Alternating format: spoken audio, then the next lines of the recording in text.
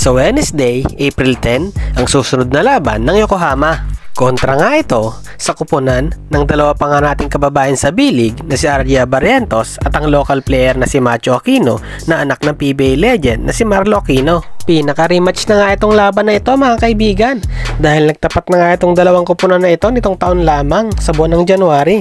Nanalo nga dyan itong Yokohama sa score nga na 71-81. Ngunit hindi nga naging maganda ang performance ni Kai Sotto sa tapatan ng dalawang kupunan na ito.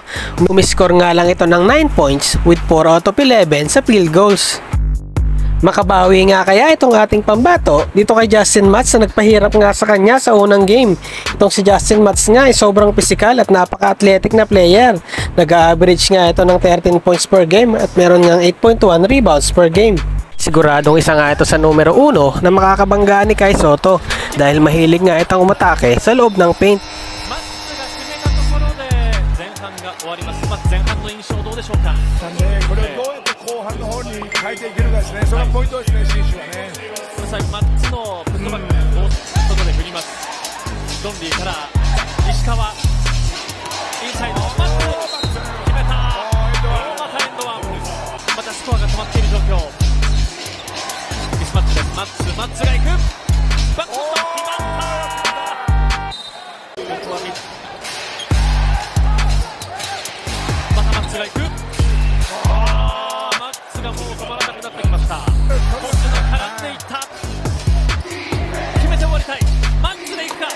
Susunod nga dyan ay itong main center ng kupunan ng Chinsu Brave Warriors na isang American 6'11 na si Wayne Marshall.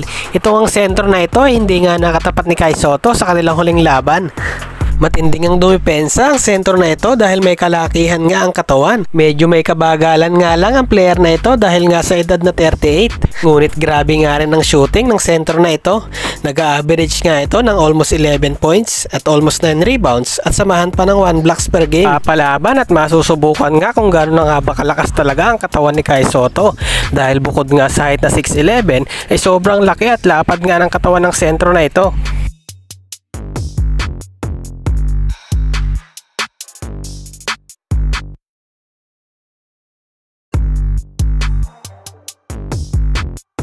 At ang huli nga dyan, itong isa pang sentro na kasama nga sa rotation ng kapalitan ng mga sentro ng Chinsu Brave Warriors. Ito ay isang Australian import ng Chinsu Brave Warriors.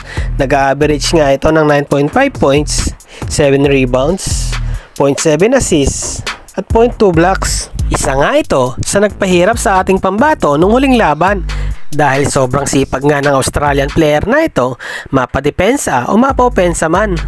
At dito, isilipin nga natin yung performance na ipinakita ni Kai Sotto sa kanilang huling laban.